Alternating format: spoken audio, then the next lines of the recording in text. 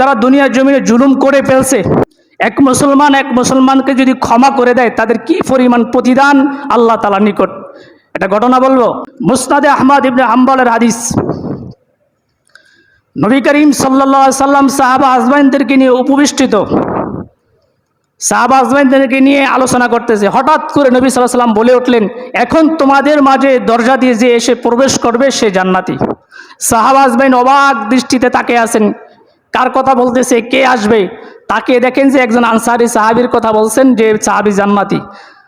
দ্বিতীয় আরেকটি মজলিসে নবী করিম সাল্লাল্লাহু আলাইহি সাল্লাম সাহাবা আজমাইনদেরকে নিয়ে উপবিষ্টিত, হঠাৎ করে বলে উঠলেন, তোমাদের মাঝে এখন যে এসে বসবে সে জান্নাতি।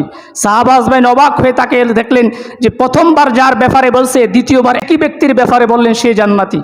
দুইবার গেল, তৃতীয় দিন আরেকটি মজলিসে নবী করিম সাল্লাল্লাহু আলাইহি সাল্লাম সাহাবা আজমাইনদেরকে নিয়ে উপবিষ্টিত, হঠাৎ করে নবী করিম সাল্লাল্লাহু আলাইহি সাল্লাম বলে উঠলেন, তোমাদের মাঝে এখন যে এসে বসবে সে জান্নাতি। সাহাবা আজমাইন বিস্ময়কর হয়ে তাকে দেখলেন যে প্রথমবার দ্বিতীয়বার যার ব্যাপারে বলছেন, তৃতীয়বার একই ব্যক্তির ব্যাপারে বললেন সে জান্নাতি। সুবহানাল্লাহ বলবেন না?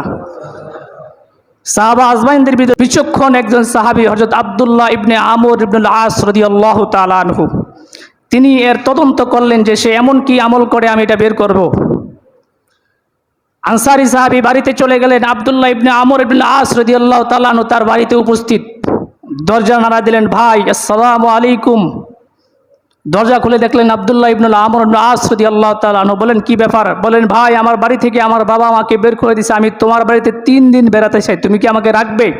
মুসলমানদের সংস্কৃতি হলো মানুষকে আপ্যায়ন করা, মানুষকে মেহমানদারি করানো, এটা হলো মুসলমানদের চরিত্র। সাহাবা আজমাইনদের চরিত্র, পূর্ব মুন্সিদের চরিত্র। আজ তো আমাদের ভিতর মেহমানদারি করার এই চিন্তা ফিকির নেই। হাদিসে রয়েছেন, নবী করিম সাল্লাল্লাহু আলাইহি সাল্লামকে এক ব্যক্তি জিজ্ঞাসা করেন, ইয়া রাসূলুল্লাহ আইয়ুল ইসলামি খায়রুন, ইসলামে কোন আমলটি সবচেয়ে উত্তম? নবী করিম সাল্লাল্লাহু আলাইহি সাল্লাম বলেন, ক্বালা তুতঈমুত তুআম, মানুষকে খাওয়ানো, অতুকরিউস সালাম, সালাম দেওয়া। প্রত্যেকবারে মুসলমান দেখলে মুসলমানকে সালাম দেওয়া, এই স্বভাব আমাদের থেকে উঠে গেছে। কেন উঠে গেছে? আমরা এখন অহংকারী হয়ে গেছি। সালাম দিলে আমি ছোট হয়ে যাব, এই যে অহংকার, এই যে অহংকার, পশ্চিমাদের অহংকার আমাদের ভিতর, এই জন্য আমরা শেষ। তাহলে ইসলামের সবচেয়ে উত্তম আদর্শের নাম কি? মানুষকে কি দেওয়া? সালাম দেওয়া। এবং আরেকটা আদর্শের নাম কি? মানুষকে মেহমানদারি করানো। সাহাবী বললেন, অবশ্যই আমি তোমাকে মেহমানদারি করাবো, কেন নয়? তুমি আমার বাড়িতে 3 দিন কেন, আরো বেশি থাকবা। যাই হোক, আব্দুল্লাহ ইবনে আমর ইবনে আস রাদিয়াল্লাহু তাআলা আনহু তার আনসারী ভাইয়ের বাড়িতে বেড়াতে লাগলেন। প্রথম দিন চলে গেলেন, এমন কোনো আমল তার ভিতর দেখতে পেলেন না যে আমলের কারণে সে জান্নাতি হয়ে গেলেন। দ্বিতীয় দিন চলে গেলেন, কিছু দেখতে পেলেন না। তৃতীয় দিন চলে গেলেন, কিছুই দেখতে পেলেন না যে এমন কোনো গোপন আমল সে করেন যে আমলের কারণে নবী করিম সাল্লাল্লাহু আলাইহি সাল্লাম তাকে জান্নাতি বলেছেন। তৃতীয় দিন পরে তার ভাইকে সে নিজে বলতে বাধ্য হলো, ভাই আসলে আমি আমার বাড়ি থেকে আমার বাবা আমাকে তাড়িয়ে দেয় নাই, তোমাকে নবী করিম সাল্লাল্লাহু আলাইহি সাল্লাম 3 বার বলেছে তুমি জান্নাত প্রাপ্ত, জান্নাতের সার্টিফিকেট প্রাপ্ত সাহাবী, তুমি এমন কি আমল করো আমাকে একটু বলো যে আমলটা আমি করব। আমরা মুসলমান, আমরা এখনকার সমাজে এমন হয়ে গেছি, আমার অপর ভাই কিভাবে ভালো খায়, কিভাবে ভালো চলে, তার কিভাবে ক্ষতি করব, এই গোয়েন্দাগিরি আমরা করি। আমার অপর মুসলমান ভাই তাহাজ্জুদ নামাজ পড়ে, ফজরের নামাজটা পড়তে আসে, সে কিভাবে আসে, আমি কিভাবে আসবো, এই চিন্তা ফিকির আমরা করি না। আমলের দিক দিয়ে আমরা পিছিয়ে, অপকর্মের দিক দিয়ে আমরা আগিয়ে। সাহাবা আজমাইনদের চরিত্র ছিল, অপর কোনো মুসলমান ভাই কিভাবে এত বেশি আমল করে, আমি কেন কিভাবে তার চেয়ে বেশি করব, এই প্রতিযোগিতায় তারা লিপ্ত। আমরা কিভাবে অপর মুসলমান ভাইকে ক্ষতি করব, সে কিভাবে ভালো চলে ভালো খায়, তার কিভাবে ক্ষতি করা যায়, এই দিক দিয়ে আমরা আগিয়ে। এই সাহাবা আজমাইনদের চরিত্র আমাদের ভিতরে নেই।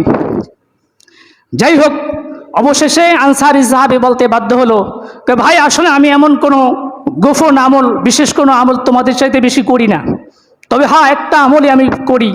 প্রত্যেক রাত্রে যখন আমি ঘুমাতে যাই, আমার বিরুদ্ধে যারা অবস্থান নিয়েছে, আমার উপর যারা জুলুম করেছে, আমার যারা ক্ষতি করার চেষ্টা করেছে, আল্লাহর কসম প্রতি রাত্রে যখন আমি ঘুমাতে যাই, আমি একটি প্রশস্ত হৃদয় নিয়ে দুনিয়ার সমগ্র মানুষকে যারা আমার উপর জুলুম করেছে, আমি তাদেরকে সহ সবাইকে ক্ষমা করে দিয়ে একটি প্রশস্ত হৃদয় নিয়ে ঘুমিয়ে যাই। সুবহানাল্লাহ বলবেন না?